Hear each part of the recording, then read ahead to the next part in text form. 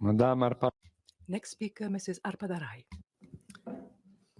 Thank you very much, dear colleagues. Thank you for your thoughts, dear experts. My question is to Mr. Thomas de Waal. Well, there are serious claims that Mr. de Waal was working with Ruben Vardanyan, who is a money launderer, very known person. He was hired by Mr. Vardanyan. There are reasonable doubts in that, and he is the person from sanctions list in Ukraine.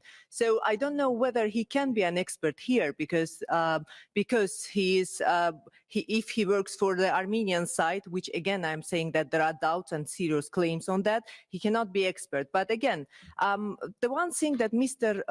de Waal didn't mention is that why it all started. Mr. de Waal didn't mention that Azerbaijan doesn't have a record of ethnic cleansing. It is Armenia that has ethnically cleansed 1 million Azerbaijanis. Not only Armenia occupied Karabakh and surrounding regions and ethnically cleansed Armenia.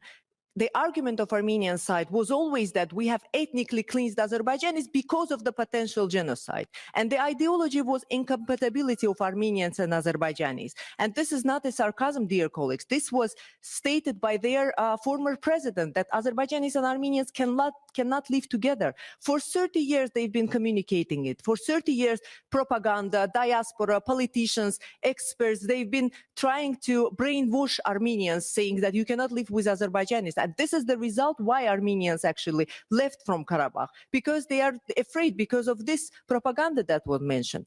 Azerbaijan doesn't have a record of ethnic cleansing. Armenia does. Armenia is the only mono-ethnic country in our region. So these are the facts. And Mr. de Waal knows that better than anyone.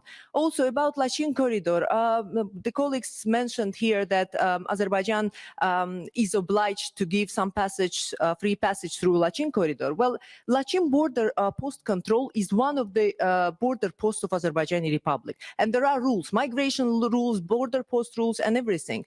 And it is Azerbaijani constitution, Azerbaijani laws regulated. Neither trilateral statement nor any other document have given exterritoriality status to this road.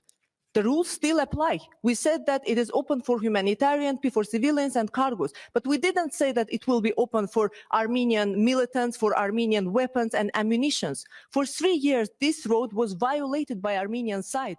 We've been saying many times in this assembly that Armenia is violating this road. We see that. We have the evidence that they are bringing munitions to our territory. We also had evidence that Armenia had 10,000 militants on Azerbaijani soil in Karabakh. That was the reason that Azerbaijan started anti-terror actions. But I don't know why Mr. de Waal didn't mention all of that. Thank you.